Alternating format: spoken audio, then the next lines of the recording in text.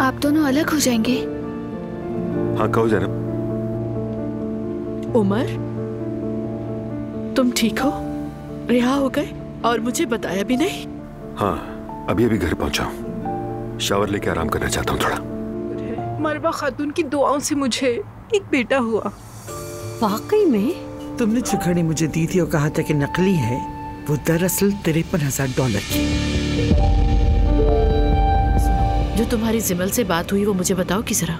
Madam उसने फौरन आकर आपको बता दिया। अजरा देखो, ये कोई मामूली चुगलखोरी का मामला नहीं है। अब ये बात एक लीगल इशू बन चुकी है।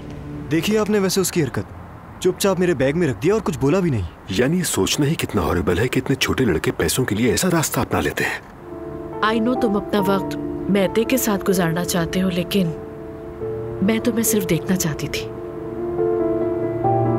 देखो जैनब, मेहते का तुम पर नाराज होना फितरी है। और तुम्हारा?